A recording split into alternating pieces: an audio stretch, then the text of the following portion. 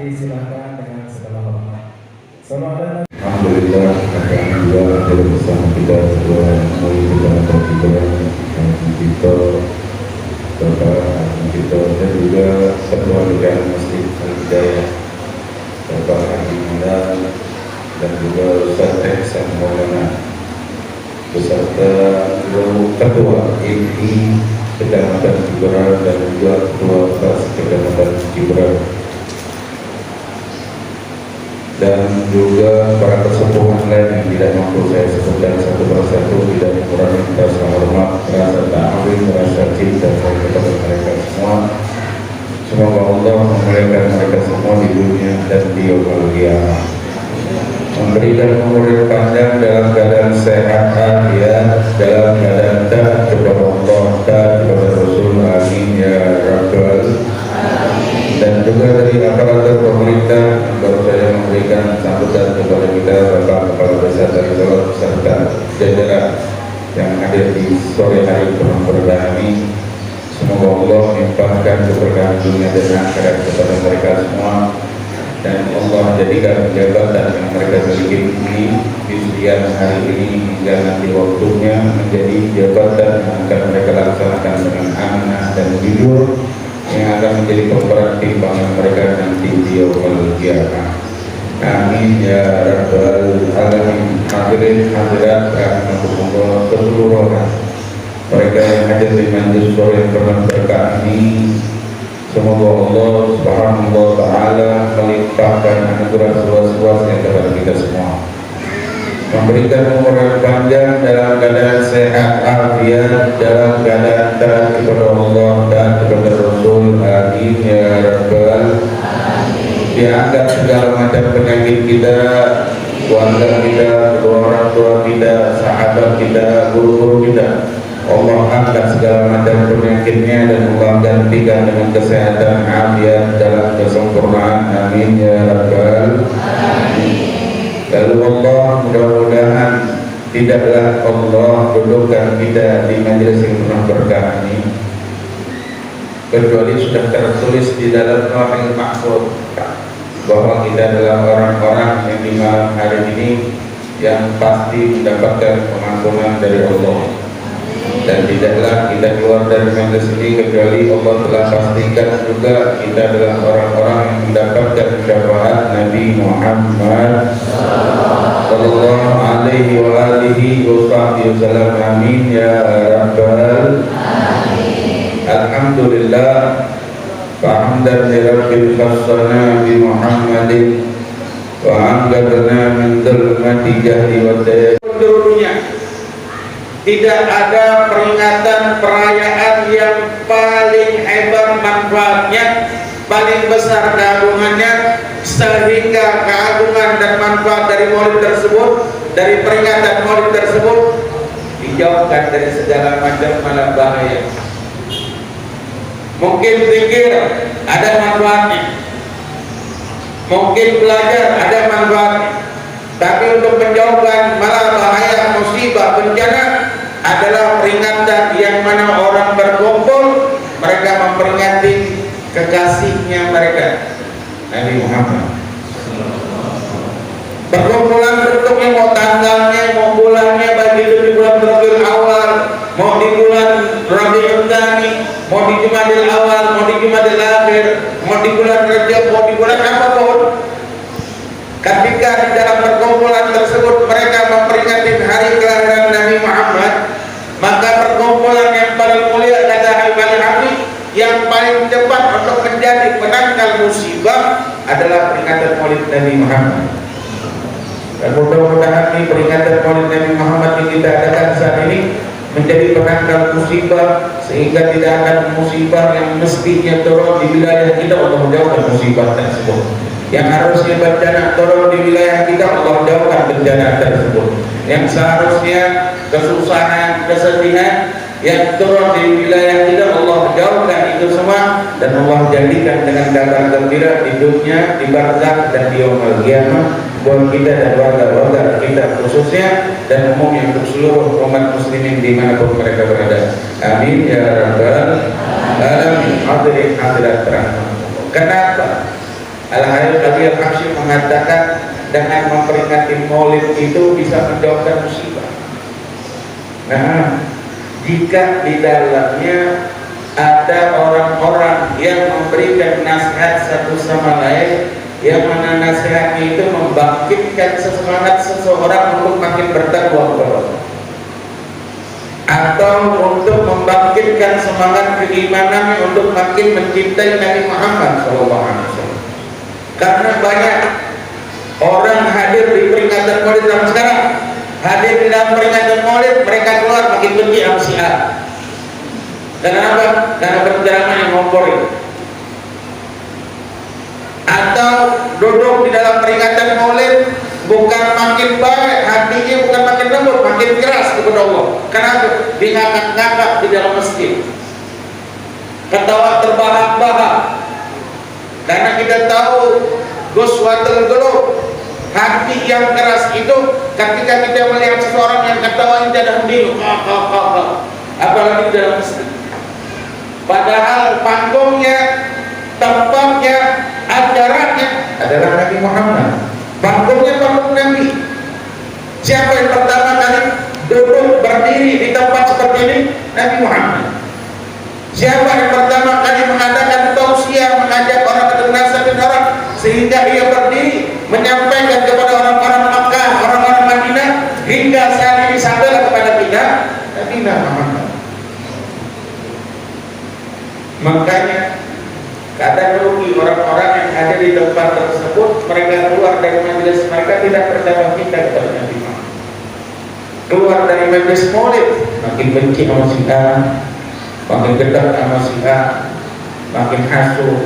Keluar dari majelis Maulid makin cinta akan dunia, makin punya keinginan seperti ini, seperti itu, seperti ini. Ini majelis yang tidak menyebabkan kebaikan seseorang di dalam majelis tersebut, maka kerugian bagi mereka duduk di tempat tersebut. Makanya hal-hal haji, orang yang duduk acara dalam peringatan Maulid Nabi itu adalah peringatan orang atau cara seseorang untuk menyebabkan dia makin taat kepada Allah, makin khusyuk ke ibadahnya, makin asyik ibadahnya, makin semangat cintanya kepada Nabi Muhammad sallallahu alaihi wasallam. Dengan hal seperti itulah setiap musibah akan jauh, bala bencana akan jauh, kesedihan, kesusahan akan jauh.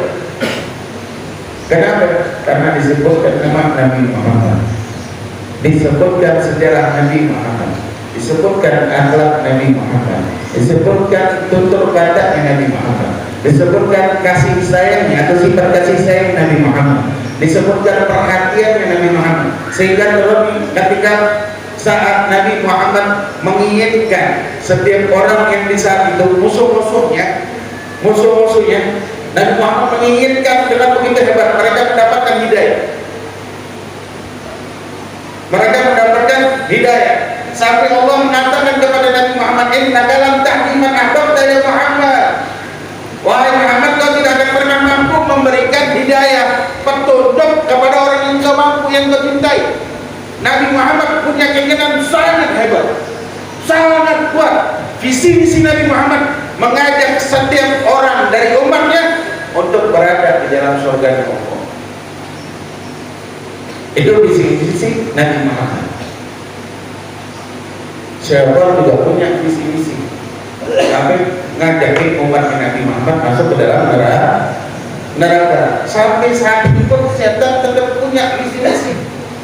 Duduk di dalam pengajian, dia tidak mendapatkan kebaikan. Duduk di dalam majelis Maulid Nabi Muhammad, dia tidak makin cinta sama Nabi Muhammad.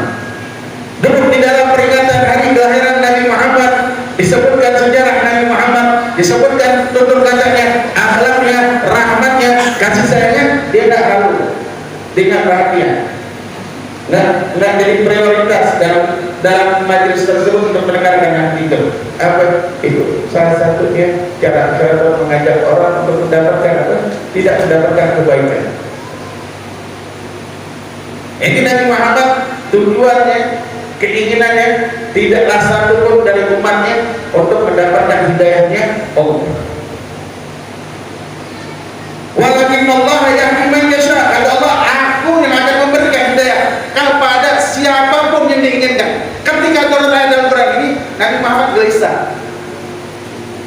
sanggup. Pikirannya tertuju kepada umat. Rasa sayangnya, perhatiannya, sifat rahmannya, sifat rahimnya yang Allah letakkan dari sifatnya Allah di dalam diri Nabi Muhammad menyebabkan Nabi Muhammad sedih. Allah, gimana nih umat gue? Kalau dari dulu sampai sekarang dipikirin umat Nabi Muhammad, ya Allah, apalagi kita yang berantakan ibadah, berantakan ibadah. Tapi kita mengakui dia mengiyakan ya Rasulullah, ini umat. Nanti dia mengiyakan kita akan berkata, ya Rasulullah, aku umatmu ya Rasulullah. Sa'iduni ya Rasulullah, bantu, tolong aku ya Rasulullah. Berikan syafaat itu kepadaku ya Rasulullah. Tapi di dunia nggak kenal Nabi, nggak cinta sama Nabi, nggak hidup sama Nabi, nggak sayang sama Nabi. Akhlaknya Nabi ditinggalkan, sunnahnya Nabi ditinggalkan, kehidupan Nabi ditinggalkan, syariat Nabi diremehkan. Nanti di yaumul qiyamah pasti itu bakal terjadi terhadap diri kita. Karena tidak ada satupun orang nanti di yaumul qiyamah kecuali mereka akan datang kepada Nabi Muhammad. Bahkan dikatakan oleh ulama di padang mahsyar itu apapun yang ketika dari Nabi Allah Adam hingga umat akhir Nabi Muhammad itu dikumpulkan oleh Allah semuanya untuk memproklamirkan Nabi Muhammad, untuk memperkenalkan dan membanggakan Nabi Muhammad. Kenapa? Karena di saat itu tidak ada satupun yang mampu memberikan pertolongan. Nabi Adam, Nabi Ibrahim, Nabi Musa, Nabi Yunus, Nabi Isa, Nabi Sulaiman, Nabi Yunus, Nabi Ya'qub, semuanya para anbiya, Nabi Ismail, tidak ada satupun mereka yang membawa umatnya mereka untuk taat kepada Allah, dan umat yang taat kepada Allah untuk bisa meminta bantuan nanti di yaumul qiyamah kecuali Nabi Muhammad. Bahkan di yaumul qiyamah Nabi Muhammad itu pun tetap dijadikan apa? Ikon. Kalau sekarang kita umat beruntung, tapi di yaumul qiyamah nanti seluruh orang akan datang kepada Nabi Muhammad. Nah, karena kasihan, sayangnya, rahmat kepada umatnya yang begitu kuat dan tulus dari hatinya, Allah bingung. Manggil Jibril datang kemari, coba tanya kepada kekasihku, apa yang menyebabkan dia nangis, apa yang menyebabkan dia gelisah, apa yang menyebabkan dia sedih. Tanya sama dia. Kata Rasulullah, Jibril tanya Rasulullah, apa yang terjadi dengan engkau? Apa yang menyebabkan engkau risau? Apa yang menyebabkan engkau sedih?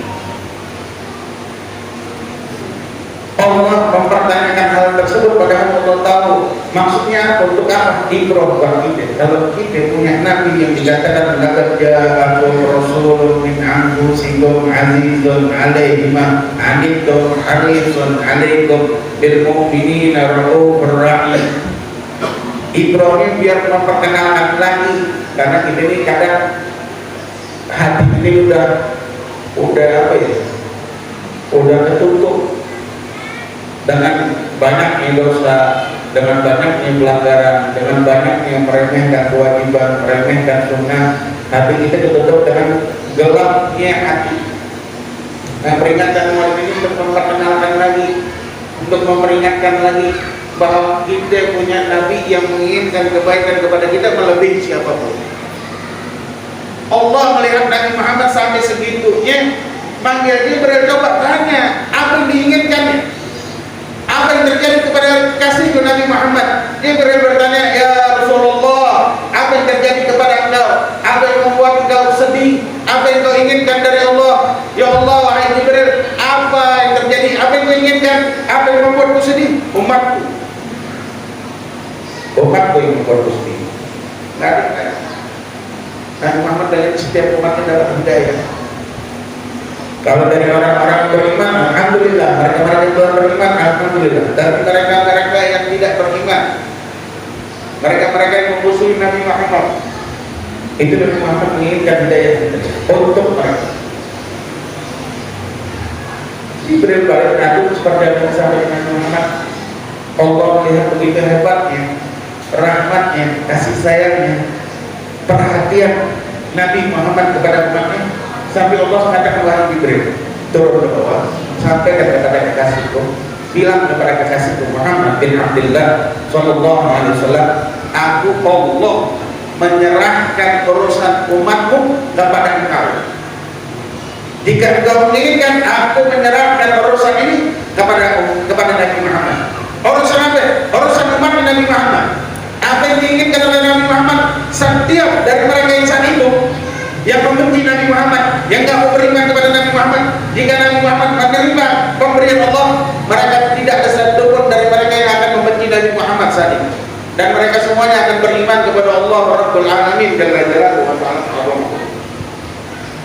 Terus Jibril, wahai Muhammad, kata Allah, saking begitu hebatnya rasa sayangnya engkau, Allah memberikan urusan umatmu ini kepada engkau. Apa yang engkau inginkan terserah, kata Allah, berikan. Jangan sampai Nabi Muhammad bersedih.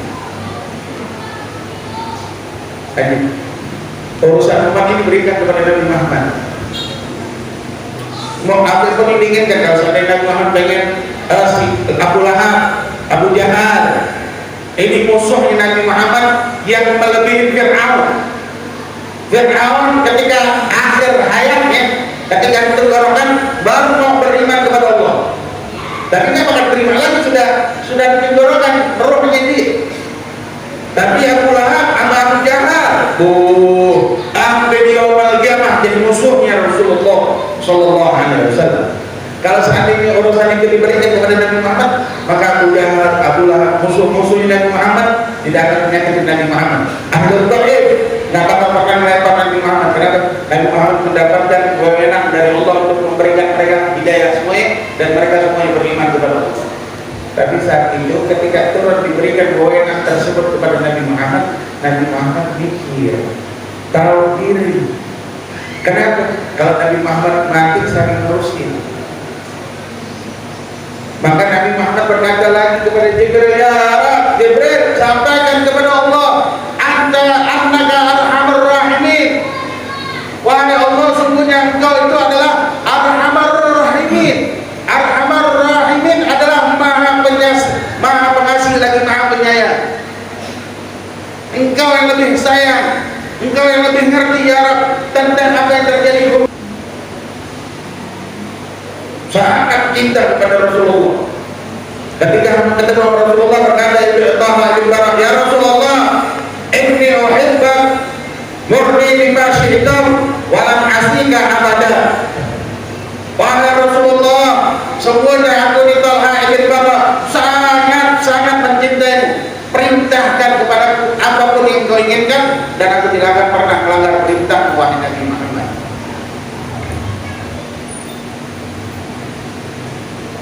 Ini orang-orang yang cinta sama Nabi.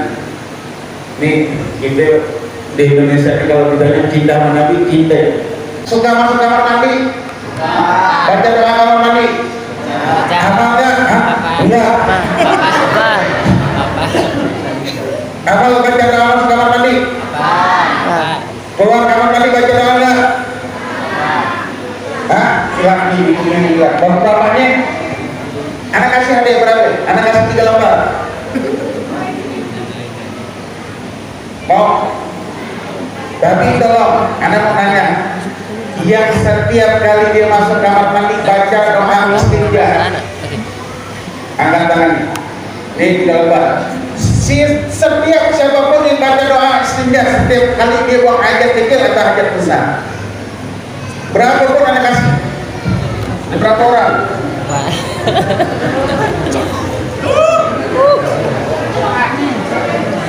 Setiap kali 2 orang baru apa-apa nih doa istinja. 3 orang selebihnya mana? Mabuk dulu. Udah makan kecil. Mana lagi? setiap kali dia istinja dibaca doa. Iya. Yang laki ini cuma satu.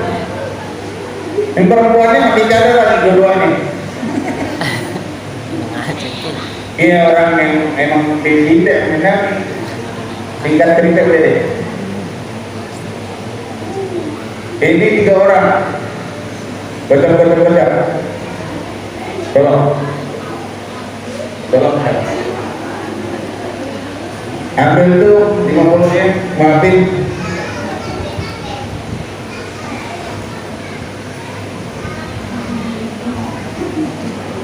Baca doanya, apa? Nawaitu Bismillahirrahmanirrahim. Nawaitu istinja'a. Baca doa istinja. Iya. Bismillahirrahmanirrahim. Nawaitu istinja'a bi rabbil nazil bauli wal qaidi fardhulillahi ta'ala. Yang perempuan.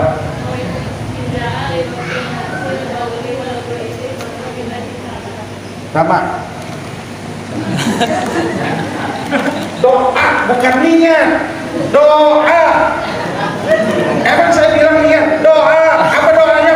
Allahumma hassin fardi minal fawahish wa tahhir qalbi minan nifaq. Ini doa istinja.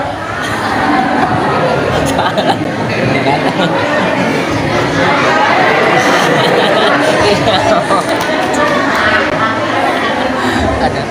Alhamdulillah. Ibu doa istinja bukan niat.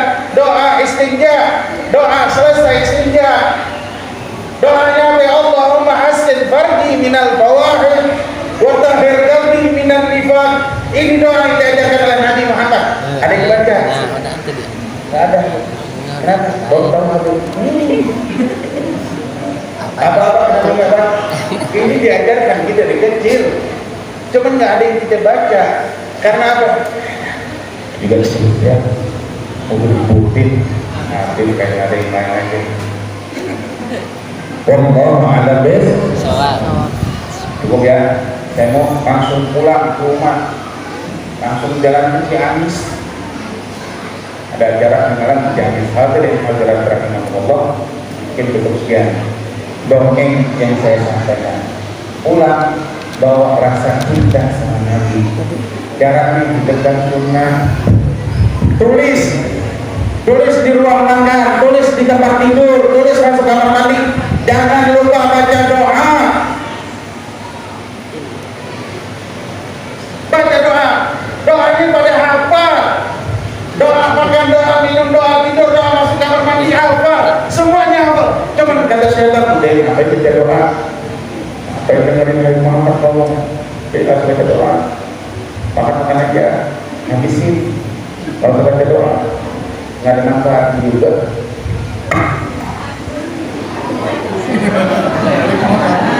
Ya, adik dari.